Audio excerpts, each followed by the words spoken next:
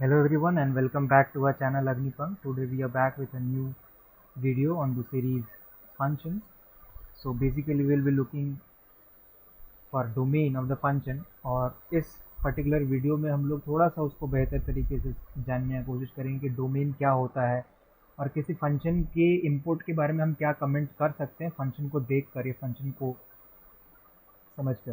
ठीक है, तो हम लोग जो बात करने वाले हैं अभी अभी जो हम लोग को पढ़ना है 11th क्लास में या 12th में भी, तो that is your real valued function. तो हमारा जो फंक्शन होगा वो हमेशा जो है आपका रियल वैल्यू ही देगा।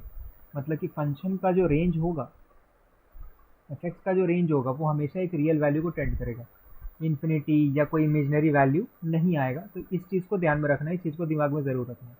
पिछले वीडियो में भी जैसे हमने बताया था कि जो कोई मशीन है अगर आपके पास, तो उस मशीन में आप क्या क्या इनपुट्स डाल सकते हो जिसके लिए वो एक प्रॉपर आउटपुट या एक डिफाइंड आउटपुट देता है। अभी हमने एग्जांपल लिया था एक मिक्सर ग्राइंडर का, तो मिक्सर ग्राइंडर में हमने बताया कि कोई ईंट पत्थर तो हम लोग नहीं डाल सकते, ईंट पत्थर डालेंगे तो मिक्सर ग्राइंडर हमारा ख़राब हो जाएगा। बट अगर हम चाहें उसमें की सब्जियां या फिर कोई फल पीसना चाहें तो वो आराम से पीस सकते हैं, कोई मसाला पीसना चाहे वो आराम से पीस सकते हैं। बट ईंट पत्थर नहीं जाएगा क्योंकि ईंट पत्थर से आपका जो मिक्सर ग्राइंडर है वो ख़राब हो सकता है। तो अभी बेसिकली देखेंगे domain of real one valued function क्या होता है। तो देखिए आपको बेसिकली 11th क्लास में दो तरह के फंक्शन मिलने वाले हैं। एक में डिनोमिनेटर दो ही होगा, डिनोमिनेटर को देखना है और एक बार अंडर रूट के अंदर एक्सप्रेशन रहेगा तो उसके बारे में क्या करना है। देखिए आपके पास अगर कोई फंक्शन है, अगर हमने कोई बात करा था पहले भी बचपन में पढ़ा हो अगर, कि जो रेशनल नंबर होता है तो रेशनल नंबर का क्या केस है कि पी बाई क्यू के फॉर्म में हो और क्यू जो है वो जीरो नहीं होना चाहिए। मतलब डिनोमिनेटर द मोमेंट जीरो को टेंड किया तो ये जो वैल्यू है ये डिफाइंड नहीं कहलाता है, इसको बोल देते हैं कि दिस इज अनरियल, ये रियल वैल्यू से में नहीं गिना जाता है।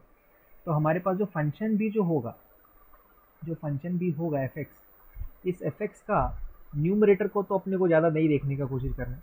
न्यूमरेटर बस ये ध्यान रहे कि ये इन्फिनिटी को ना जा रहा है, ये इन्फिनिटी को नहीं जाना चाहिए। बाकी डिनोमिनेटर के केस में बस एक चीज़ याद रखनी है आपको कि डिनोमिनेटर जो है वो जीरो नहीं होना चाहिए, जो पहला आपका क्राइटेरिया है। ठीक है, कि डिनोमिनेटर द मोमेंट आपका जीरो हो गया फंक्शन वहाँ पे हो जाएगा अनडिफाइंड। तो इस बात को ध्यान रखिएगा। दूसरा जो आपको फॉर्मेट मिलने वाला है वो मिलने वाला है अंडर रूट वाला एक्सप्रेशन रहेगा। तो अंदर अंडर रूट के अंदर आपका कोई एक्सप्रेशन है तो एक्सप्रेशन को आपको जीरो या जीरो से बड़ा होना होगा।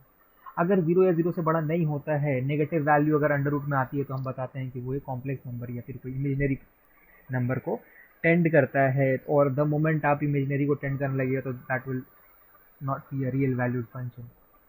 सो इस बात को भी ध्यान रखना है कि अंडर रूट के अंदर जो एक्सप्रेशन होगा इसका वैल्यू हमेशा जीरो या जीरो से बड़ा होना चाहिए। चलिए एग्जाम्पल्स के साथ कुछ देखने की कोशिश करेंगे। पहला जो एग्जांपल आपके पास देख रहे हो आप कि एक फंक्शन है, ऊपर का वैल्यू है, ऊपर के वैल्यूज को हमको ज़्यादा नहीं देखना, बस ये याद रहे कि x square plus three x plus two ये जो वैल्यू दिया हुआ है ये बस इन्फिनिटी ना जाए, बस इन्फिनिटी ना जाए, बाकी कोई परेशानी नहीं है। लेकिन जो नीचे वाला वैल्यू है आपके पास एक्स माइनस वन, ये डिनोमिनेटर में है और डिनोमिनेटर हमने बताया था कि डिनोमिनेटर वो है जीरो नहीं होना चाहिए। तो इसको पहले कर देना होगा कि एक्स माइनस वन जीरो कहाँ हो रहा है। तो एक्स माइनस वन आपका जीरो होगा एक्स बराबर वन पे, और द मोमेंट ये एक्स बराबर वन पे जीरो हो जाएगा तो ये फंक्शन पूरा जो हो जाएगा एफ एक्स हो जाएगा अनडिफाइंड। कहाँ पे? तो एक्स बराबर वन पे।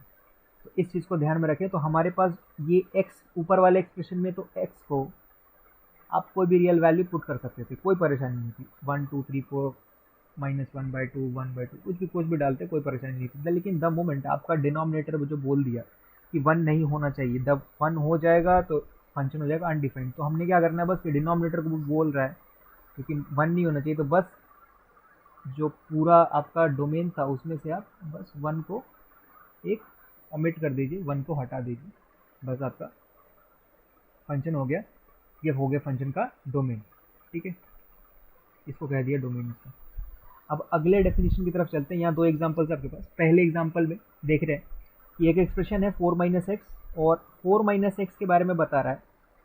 तो फोर माइनस एक्स को क्या होना होगा, फोर माइनस एक्स को होना होगा जीरो या जीरो से बड़ा। अब देखिए फोर माइनस एक्स जीरो या जीरो से बड़ा कब हो सकता है, अगर नंबर लाइन पे देखने की कोशिश करते हैं तो फोर पहले पे एक फोर पॉइंट बना लीजिए। फोर से आगे का अगर वैल्यू रखते हैं हम, फोर से आगे का वैल्यू रखते हैं फाइव, 5 रखिएगा अगर यहाँ पे, तो यहाँ पे आ जाएगा अंडर रूट में -1। अंडर रूट में -1 आ गया तो ये हो जाएगा एक इमेजिनरी वैल्यू जो कि हमने अभी नहीं देखना है। और अगर 4 से छोटा वैल्यू आपके पास, 4 से छोटे वैल्यू के लिए ये फंक्शन हो रहा है डिफाइंड, तो यहाँ से अगर हम चाहें तो एक्सप्रेशन यहाँ से भी निकाल सकते हैं। तो x is always less than equal to 4, और इस जगह से हम कह सकते हैं कि domain of the function will be कहाँ से कहाँ तक, तो -∞ से 4 तक। 4 पे लगा देंगे क्लोज ब्रैकेट, क्योंकि यहाँ पे इक्वलिटी का साइन लगा हुआ है, ठीक है। अगला केस है आपके पास 1/√1 - x। इस चीज़ में देखिए दोनों चीज़ें एक्चुअली मिक्स्ड हैं, ये वाला एग्जांपल भी और पुराना एग्जांपल जो था कि डिनोमिनेटर भी 0 नहीं होना चाहिए। तो सबसे पहला तो हम लोग केस देंगे कि डिनोमिनेटर 0 ना हो, यानी कि √1 - x को 0 नहीं होना होगा। तो 1 - x 0 कब होगा, बस x बराबर 1 पे ही तो 0 होगा, ठीक है। तो ये x बराबर 1 तो मेरे को पता है कि ये कभी नहीं होना चाहिए। अब देखिए दूसरा चीज़, ये रूट वाला क्या बोल रहा है, तो रूट वाला बोलता है कि 1 - x जो है वो ग्रेटर दैन इक्वल टू 0। अब चूंकि इक्वल टू वाला तो हमने यहाँ पे सॉर्टेड कर दिया कि इक्वल टू 0 नहीं होना चाहिए, इक्वल टू हो जाएगा तो एक फंक्शन हो जाएगा अनडिफाइंड, दैट इज इन्फिनिटी हो जाएगा, इन्फिनिटी को टेंड करे रहेगा। तो यहाँ पर इक्वल टू वाला जो साइन है, इक्वलिटी जो है, इक्वलिटी को हमने हटा देना, ठीक है। अब सॉल्व करेंगे हम लोग बस इस चीज़ के लिए, तो यहाँ पर भी सेम चीज़ है, या तो आप नंबर लाइन से देख लीजिए या फिर सीधे सीधे इक्वेशन सॉल्व करिए। तो यहाँ पे भी x का वैल्यू जो है वो क्या आएगा, 1 से छोटा, 1 से छोटे वैल्यूज के लिए ये पूरा फंक्शन डिफाइंड है। तो हम सिंपली कह सकते हैं कि domain of the function belongs to -∞ to 1। पर एक चीज़ यहाँ ध्यान दीजिए, क्योंकि इक्वलिटी नहीं है यहाँ पे, तो हमने यहाँ पे एक सर्कुलर ब्रैकेट लगाना है, ना कि क्लोज ब्रैकेट। क्लोज ब्रैकेट नहीं लगा, यहाँ पे दोनों पे ओपन ब्रैकेट लगेगी, क्योंकि 1 पे फंक्शन आपका डिफाइंड नहीं हो रहा है। अगला जो क्वेश्चन है ये आपका एनसीईआरटी में भी दिया हुआ है और बहुत ही इंपॉर्टेंट सवाल है, आपका सीबीएसई में भी आ सकता है क्वेश्चन। तो इस क्वेश्चन में क्या करना है, मेरे को देखना है बेसिकली कि 9 - x² जो है वो कहाँ पे डिफाइंड होगा। तो 9 सॉरी ये फंक्शन कहाँ पर डिफाइंड होगा, तो हमने देखना है कि 9 - x² को बड़ा होना होगा या इक्वल होना होगा 0 के। तो बड़ा या इक्वल कैसे हो सकता है, तो एक इक्वलिटी के बारे में हमने बताया था कि जब भी आपको ऐसा फॉर्मेट का इक्वलिटी मिलता है x² greater than equal to a² या x² less than equal to a², तो इसके लिए हमने फॉर्मेट बताया हुआ था कि x जो है वो हमेशा कहाँ से कहाँ तक लाई करेगा, a से a तक, ठीक है। तो इस शायद सॉर्ट ऑफ ऐसे ही कुछ फॉर्मेट है, आप देख पा रहे हैं x² is less than equal to 9 which is basically 3 का स्क्वायर। तो इस जगह से हम क्या कह सकते हैं कि x will be lying between -3 to 3, ठीक है। तो ये हो जाएगा इस फंक्शन का डोमेन, और हम यहाँ से क्या कह सकते हैं कि domain of the function will be from -3 to 3। यहाँ पर ध्यान दीजिएगा क्योंकि इक्वलिटी है दोनों जगह पर, तो हम यहाँ पे क्लोज ब्रैकेट लगाएंगे, ठीक है। यहाँ पे ये ओपन ब्रैकेट नहीं रह जाएगा, यहाँ पे क्लोज ब्रैकेट हो जाएगा। तो ये हो गया आपका डोमेन ऑफ द फंक्शन। कुछ ऐसी सॉर्ट ऑफ क्वेश्चंस आपके दिए हुए हैं, बस ध्यान रखना है आपको दो बातों का कि डिनोमिनेटर बस 0 ना हो पाए, डिनोमिनेटर को 0 नहीं होने देना है, और जो आपका अंडर रूट के जो अंदर वैल्यू होगा, अंडर रूट के अंदर जो एक्सप्रेशन होगा, तो उस एक्सप्रेशन को हमेशा 0 से बड़ा या इक्वल होना होगा। अगर डिनोमिनेटर में तो 0 की इक्वलिटी जो है साइन के साथ नहीं है, ठीक है।